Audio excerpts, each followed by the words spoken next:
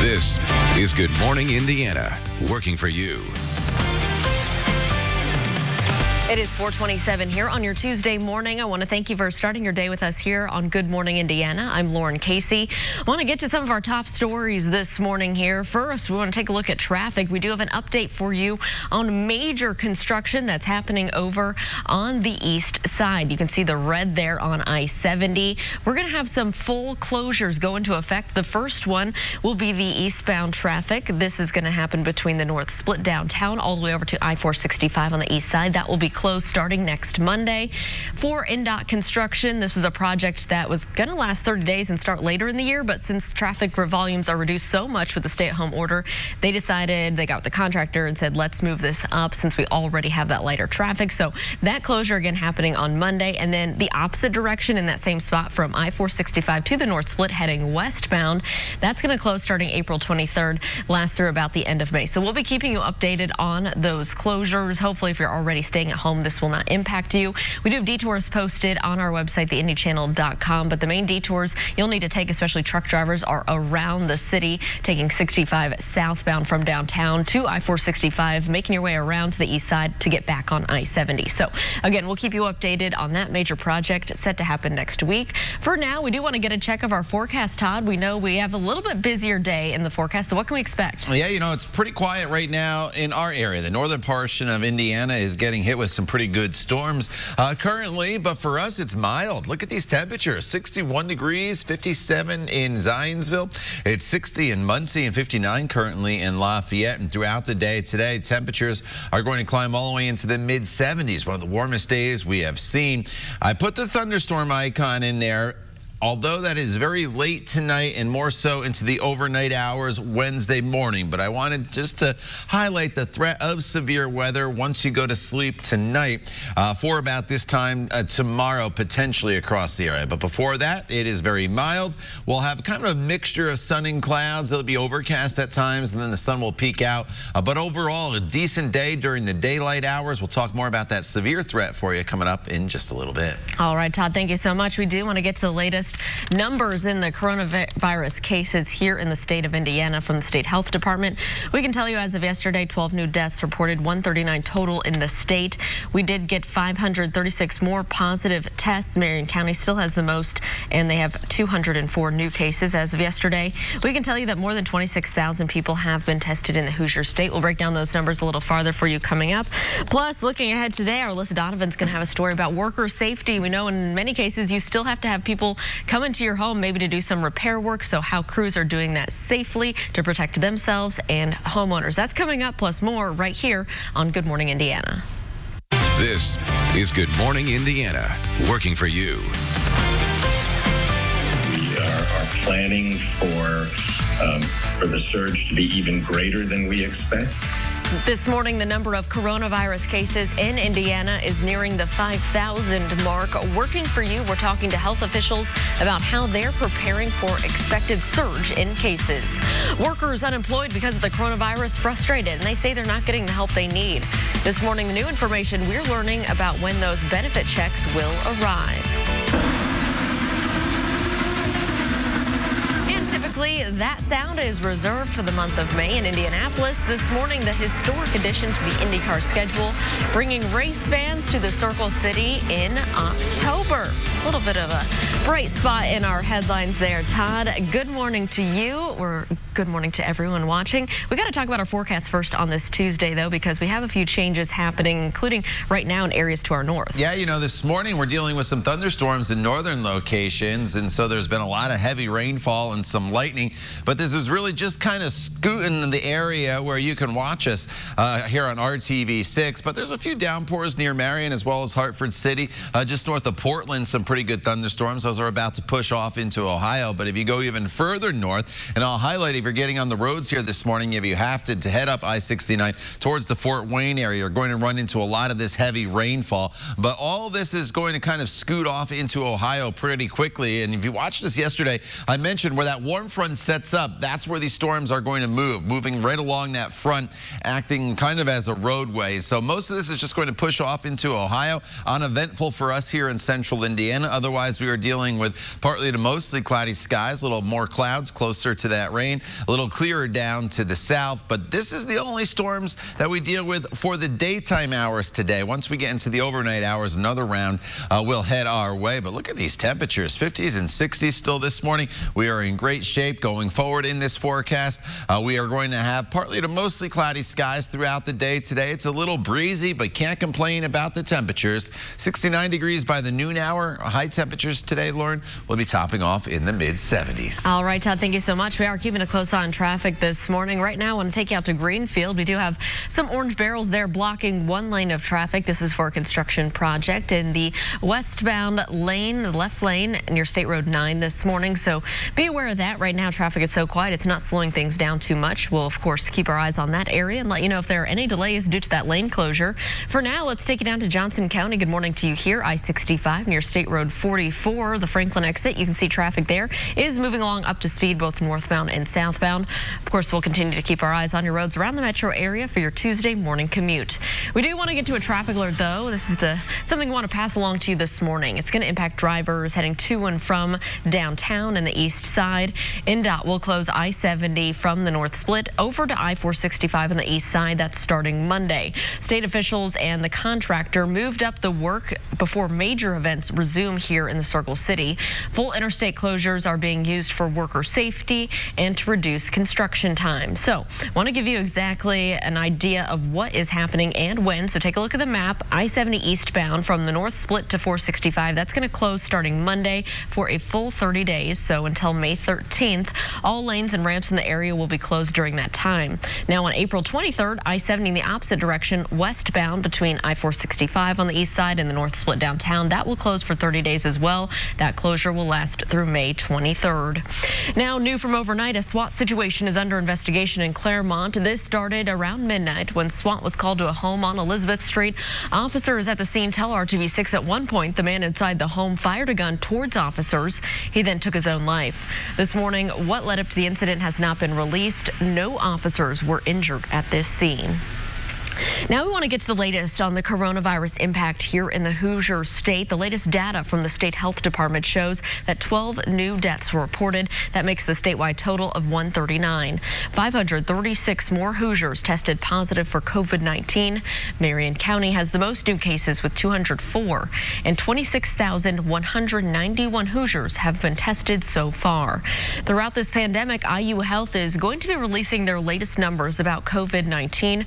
That includes the number of people they've tested, how many positive cases they have, including their employees, and where they are on critical supplies. This comes after so many people have been wanting to know specific numbers, especially about those who've tested negative and or have recovered. Transparency in general is good. It decreases anxiety. It removes suspicions about what's really going on.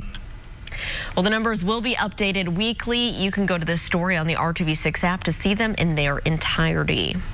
This morning, there are signs that social distancing may be working. New York is one of the hardest hit states that the coronavirus is seeing, and they're seeing some encouraging signs right now. As ABC's Andrew Dimberg reports, experts say the worst could still be coming.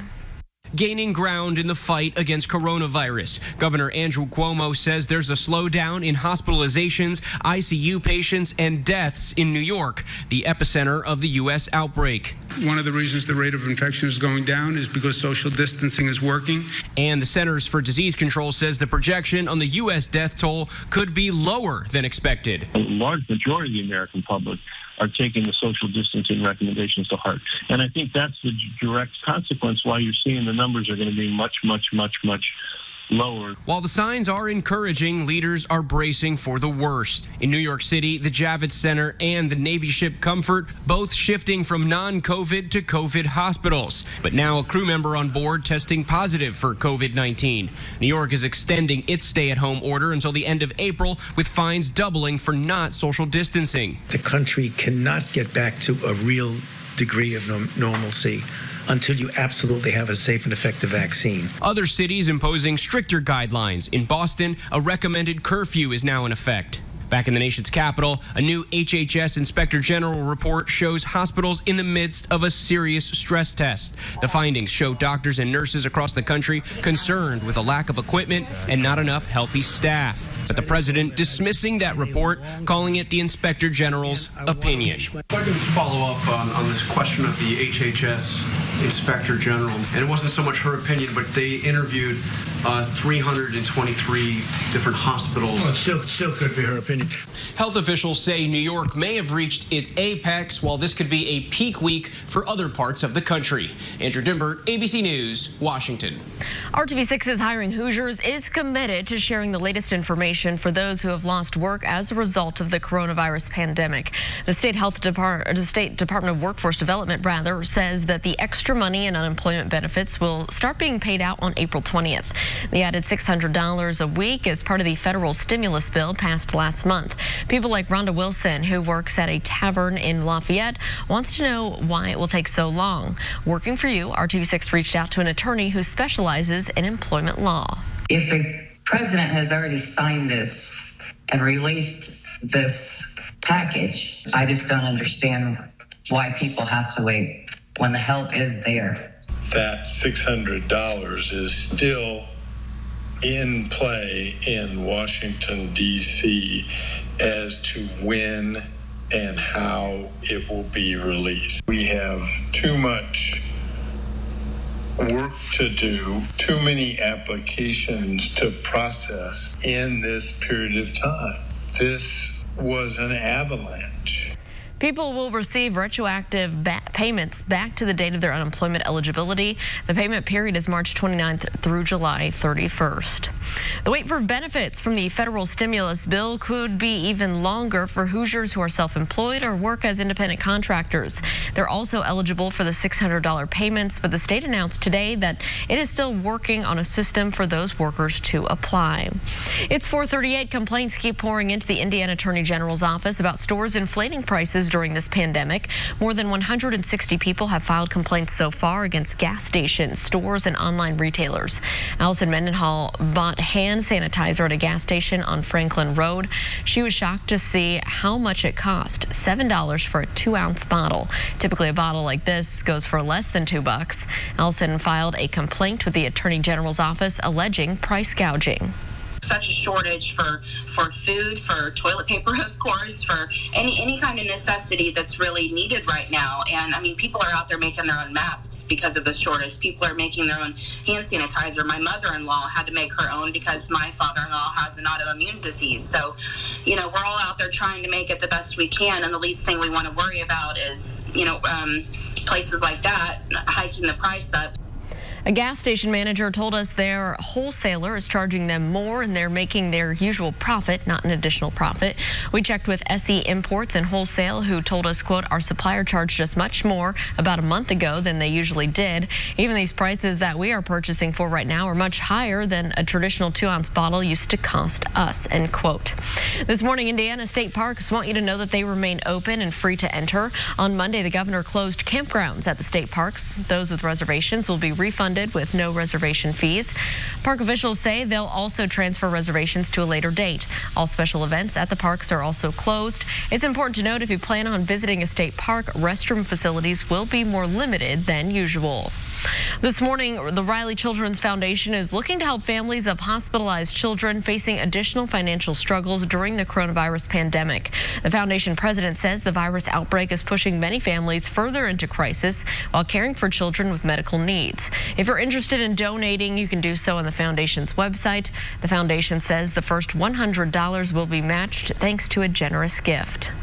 The COVID-19 pandemic has forced IndyCar to cancel the Detroit Grand Prix, but there's some good news for race fans right here in Indianapolis. IndyCar will put on a third race at IMS this year. RTV6 Sports Director Dave First has all the details.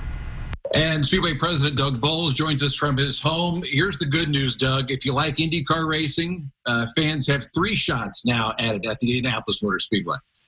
Yeah, they do. So we just added another race at the end of the season, first weekend in October, on Saturday, October 3rd. We're going to call it a Harvest GP, kind of a throwback to a race that took place in 1916 at the Speedway as part of our GT Challenge weekend. You know, with Detroit canceling, IndyCar was looking for a place to run an additional race, and Roger said, hey, how about running at the Speedway? And I said, absolutely, let's go do it. And that's so we announced that today. We're looking forward to it.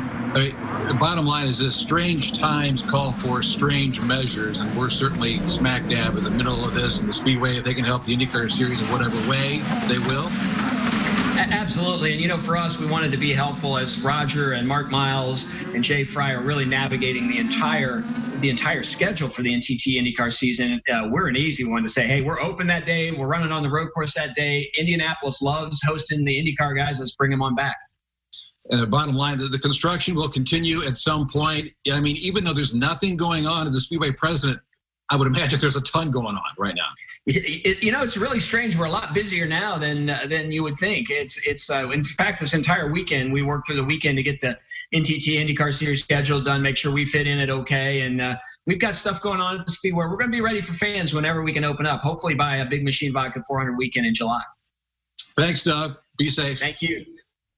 All right, now is Dave First reporting. The COVID-19 outbreak creating tough times in the financial world. Just ahead this morning, why one bank says a major recession is on the way.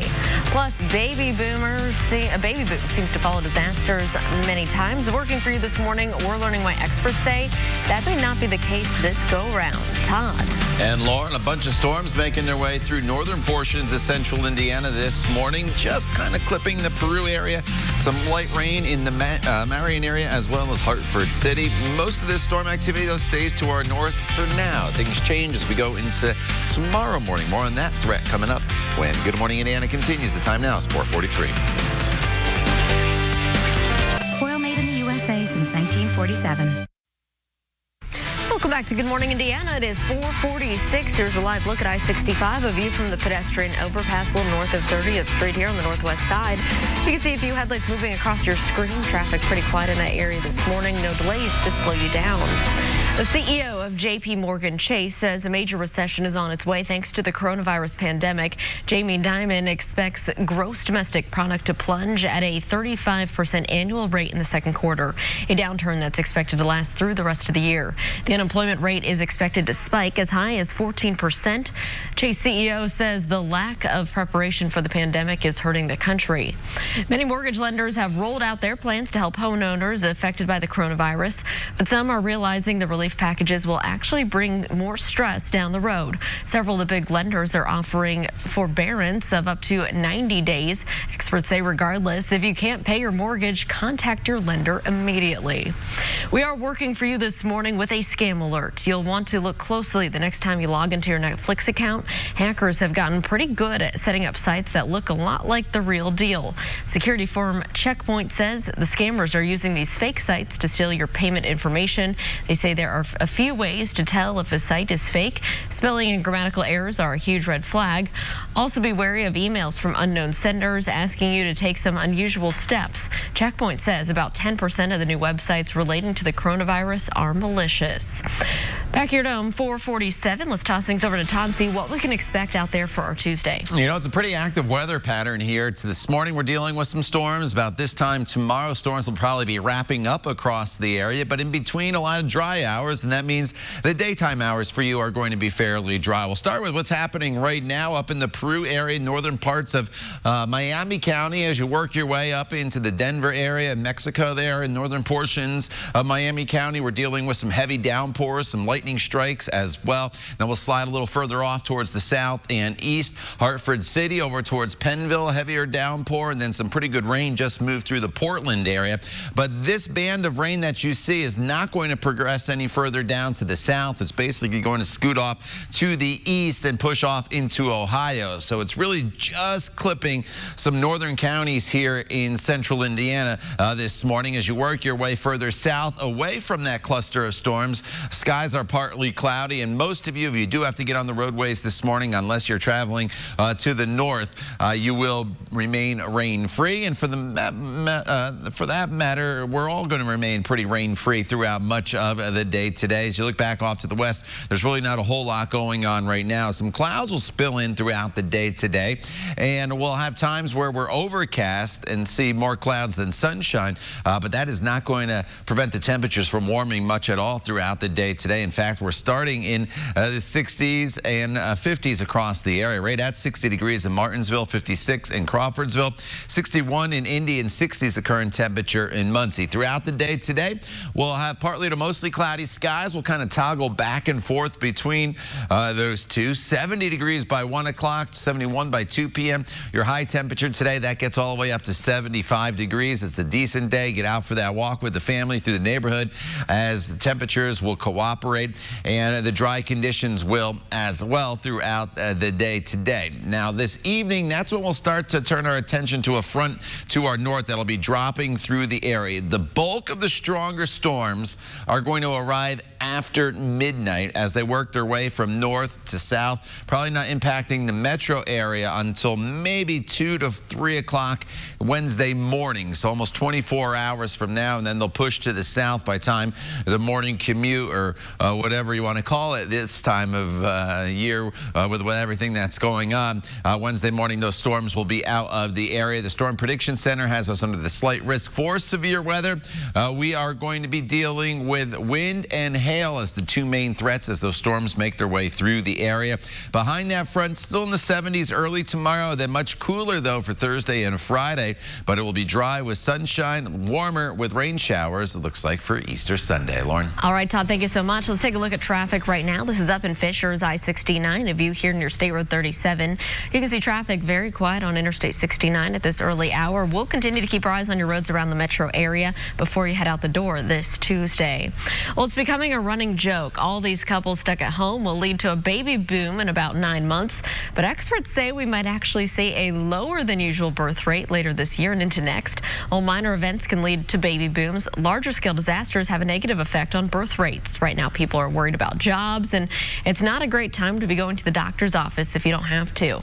Experts say it's more likely we're going to see a baby boom about a year after the pandemic has passed. It appeared the Easter Bunny was going to have to skip festivities this year. After the break, how the iconic character is learning social distancing to keep his gig. Plus, social distancing has lots of people working from home, but what if your job is going to people and going into other people's homes? This is the wrong video, but coming up all new at 5 o'clock, we're talking to one local company about what they're doing to keep their employees safe. We'll be right back.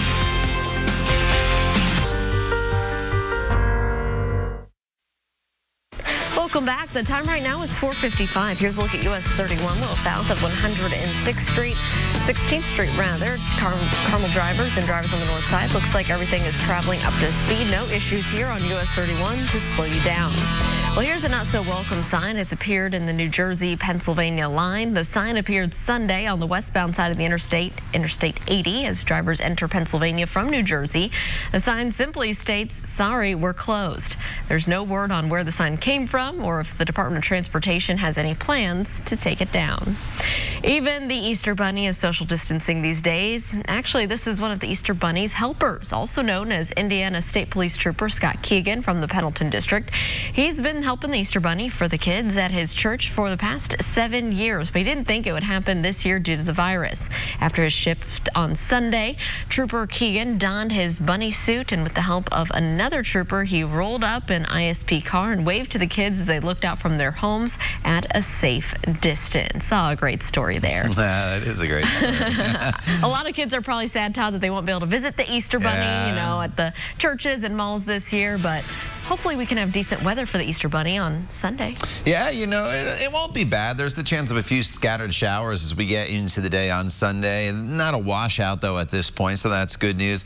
With a temperature right around 60 degrees. Today's very mild, up to 75 degrees, with skies that'll be partly to mostly cloudy. Late tonight, we're talking closer to midnight and then to the overnight hours. Some strong to possibly severe storms, cooler temperatures by Thursday and Friday. The time now is 4:57. You're watching Good Morning Indiana on this Tuesday morning right here on RTV6. Stay with us. We're back in just a few minutes.